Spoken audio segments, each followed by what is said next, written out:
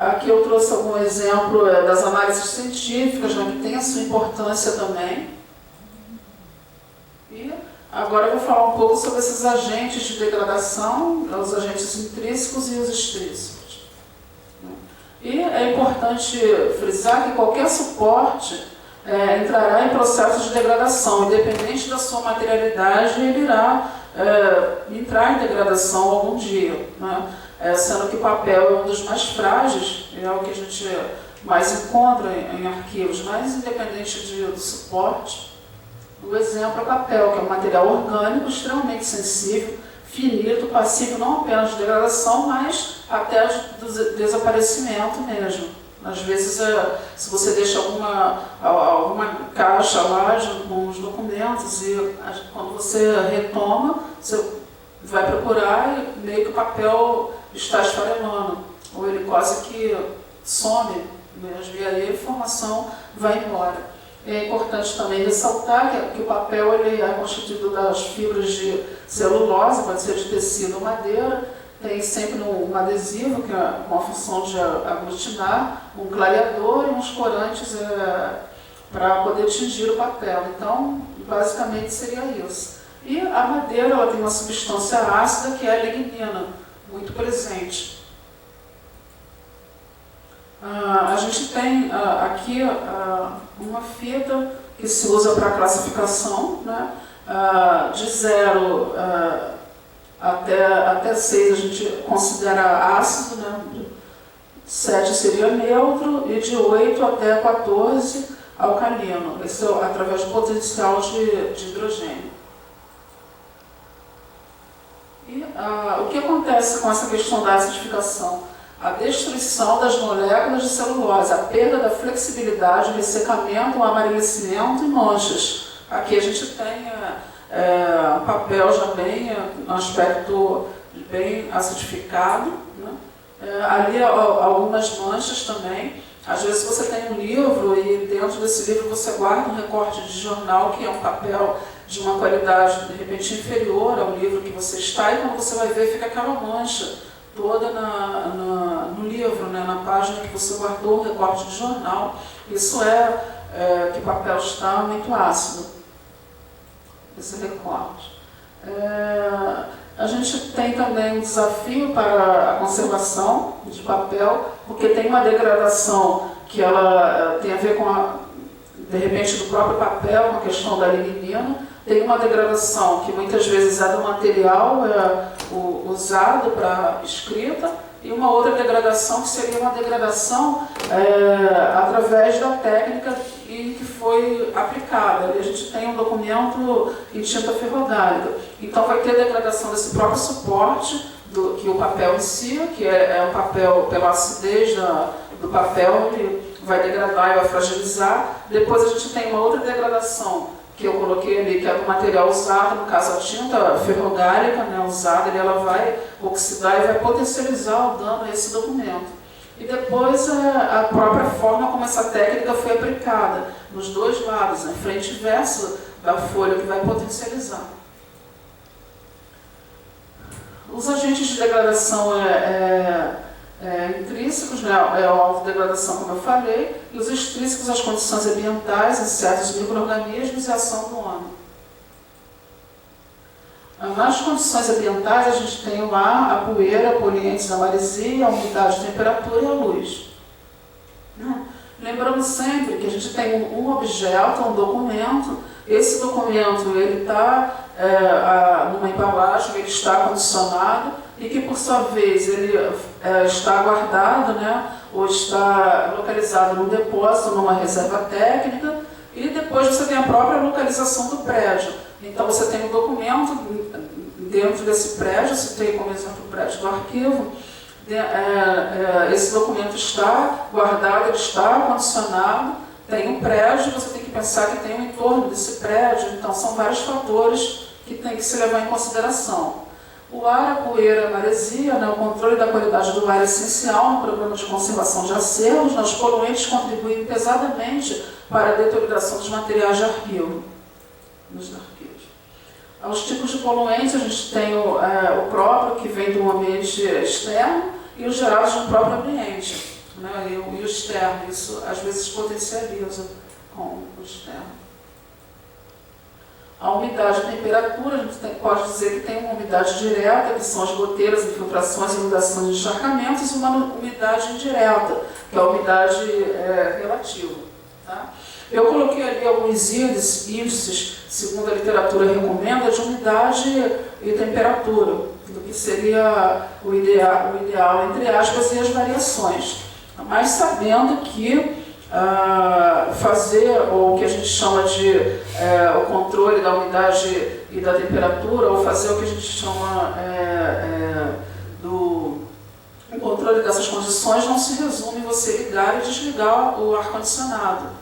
Vai muito além disso. Às vezes é preferível até que você não tenha ou que não use o ar-condicionado se você não conseguir manter a temperatura e a umidade constante.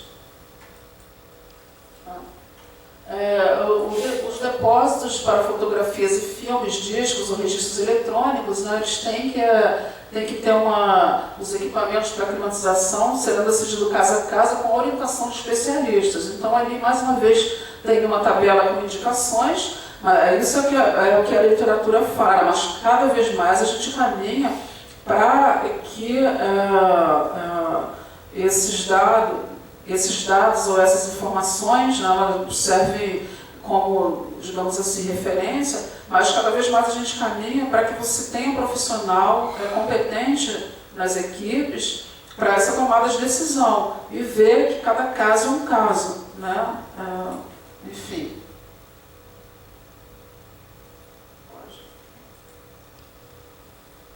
Porque o papel tem essa capacidade que a gente chama de higroscopicidade, ou seja, é um material orgânico com capacidade de absorver e eliminar umidade. Então, esses índices inadequados provocam as oscilações, a absorção de umidade, que é a dilatação, e a eliminação de umidade, que é a retração. Vai provocar ressecamento, uma umidificação e ocasionando a fragilidade das fibras. Então, esses índices de muitas instituições, o que acontece? Durante o dia, mantém a temperatura, que seria perto, digamos assim, do ideal, né? A temperatura e a umidade tem esse controle. À tarde, desliga-se ar-condicionados e pronto. Então, tem essas oscilações de temperatura. E isso é muito prejudicial ao documento, em suporte de papel, por exemplo. O ideal talvez fosse que caminhasse para uma outra proposta de uma ventilação cruzada, enfim. Procurasse a ajuda de um profissional para pensar isso. Então não adianta, por algum tempo, manter essas condições ideais de temperatura e umidade e, de repente, num dado momento do dia, tirar, porque aí você tem essas oscilações e isso não é bom. Aqui é um exemplo de documentos atingidos por uma inundação. Ali é uma situação que é um pouco de risco, porque está próximo à janela, porque a gente tem que evitar estantes e, enfim, e acervo próximo às janelas. E a gente chega à questão do micro-organismo, que é ocasionado pela umidade mais abafamento, que vai fazer com que os micro-organismos se proliferem, né? E o que vai acontecer? Vão produzir manchas e podem levar ao apodrecimento total do papel. A gente tem também uma outra categoria, que são os insetos, né? Provocados justamente pela umidade mais calor, para essa proliferação de traças, cupins, brocas e baratas. Esses insetos, por exemplo, as baratas, elas se reproduzem no local e se tornam infestação muito rapidamente, caso não sejam combatidas. São atraídas pelos mesmos fatores já mencionados, temperatura e umidade elevadas, resíduos de alimentos, falta de higiene no ambiente e no acervo, né? Então a gente tem que evitar comer perto desse ambiente de guarda, né? Enfim. Os insetos causam os efeitos sobre as obras em papel, porque eles sujam, roem, fazem galerias, perfurações e rendilhados. Ali a gente tem alguns exemplos, e às vezes quando vamos dar conta, já praticamente perdeu ou quase que o total das informações. Os roedores também, né, que às vezes procuram recintos como bibliotecas e arquivos, vai ocorrer por esses mesmos motivos, que já coloquei acima, e tem que tentar obstruir essas entradas e saídas. Uma outra questão é sobre a luz e a iluminação. Tem uma problemática que não existe luz ideal no que se refere à conservação de documentos em papel. Ideal no sentido, mesmo se eu usar uma luz, eu estou com uma iluminação mais apropriada, mais aconselhável, ela mesmo assim ela vai causar dano. Ela pode causar menos dano do que a iluminação não é recomendada ou aconselhável, mas que vai causar dano, ela vai. E esses efeitos sobre as obras são acumulativos, né? E vai estimular o desencadeamento de vários processos de deterioração, como, por exemplo, desestruturar e modificar cadeias de moléculas, vai provocar, potencializar a acidificação, a perda, a flexibilidade, ressecamento, alterações cromáticas, né? Além do esmaecimento dos corantes, das tintas e dos pigmentos. A gente tem ações de conservação preventiva nas condições ambientais, né? Por exemplo, evitar materiais que acumulem tapetes, carpetes e cortinas, né? Então, evitar porque acumula, e por mais que você tente fazer a limpeza desse ambiente, né, continua sendo prejudicial.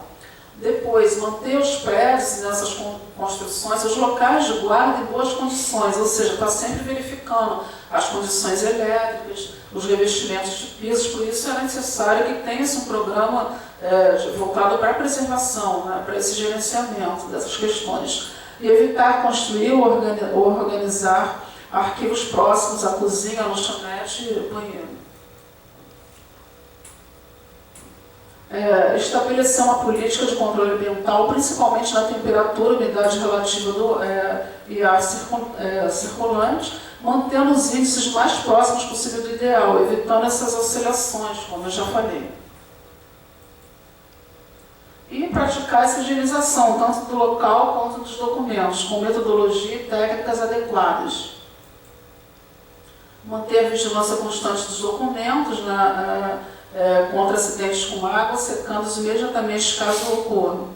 E aí tem toda uma metodologia, né, para isso, para quando acontece algum sinistro, o documento passa por sofre, né, molha ou uma enchente, uma inundação, e tem que procurar ajuda, o auxílio de um especialista para isso. Evitar também plantas em ambientes de guarda, né, de acervos. Isso é importante, como ressalta Cassares, que a higienização metódica é a única forma de se fazer o controle das condições de conservação dos documentos e assim detectar a presença desses insetos. Então, se ela for feita de forma sistemática, ela tem que ter um método para se fazer isso, dá para você atuar nessa prevenção. E os usos de fungicidas não é recomendado porque eles causam danos, né?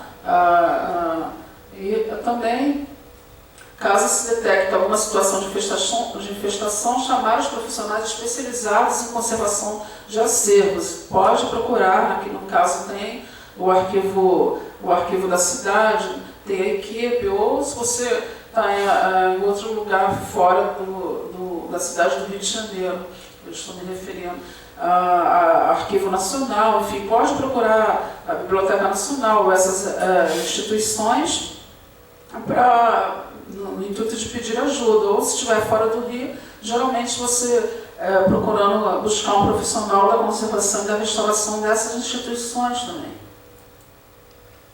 Evitar não limpar o ambiente com água, pois esta secar eleva a umidade e temperatura, a umidade relativa do ar, favorecendo a proliferação de colônias de fungos. Na higienização do ambiente é recomendado o uso de aspirador. E tem já uma série de recomendações que depois, quando vocês fizerem o curso, né, o treinamento aqui, a Aline vai passar para vocês. Evitar também alimentos, né, que são os pequenos acidentes. Eu coloquei umas imagens, até que essas imagens estão razoáveis ali, né? Mas é muito comum, né? A gente está tomando lá um cafezinho e aí, sem querer, depois que derramar, enfim, que molhar e que manchar o documento, já era. Então a gente tem que vigiar a esse respeito. Também tem as ações do homem, que não dá para deixar de falar. Como, por exemplo, eu trouxe uma reportagem aqui sobre um acidente que aconteceu na prefeitura, né, que pegou fogo nas salas e os documentos que foram destruídos. Aí que está aqui. Né? O homem ele é também responsável por atos de destruições. Essas destruições elas podem ser de formas intencionais ou não, né? Ou por desconhecimento, ou até mesmo por intervenções inadequadas. Os danos generalizados são dobras, vincos, rasgos, as orelhas, os abarrotados, manchas, clipes, fitas, grampos, perfurações, etc. Tem um outro problema também que é muito grave, ele se relaciona ao manuseio, né? A forma, o manuseio inadequado de documentos é um fator de degradação e assim como está aqui nessa figura, muitas vezes é como chegam os documentos ao setor de conservação e de restauração. Então o conservador vai e trata o documento e ele volta para o local de guarda e volta para ser manipulado novamente, para consulta, para pesquisa, e causa novamente dano e ele volta e assim um ciclo. Então, muitas vezes, pequenas ações, digamos assim, pequenas entre aspas, mas que são bem eficientes, você conscientizar talvez o pesquisador em como você vai manipular, ou toda a equipe envolvida com esses documentos. Vai minimizar esses danos, né? Enfim. E o manuseio, como eu falei, são essas ações feitas também pelos funcionários da própria instituição, mas também pelo usuário, pelo pesquisador. Né? E não superlotar as caixas, aqui tem um exemplo, aqui a caixa ainda é um pouco menor do que o tamanho dos documentos, então além da caixa estar superlotada, ainda tem a ação de que, não literalmente, mas empurra esse documento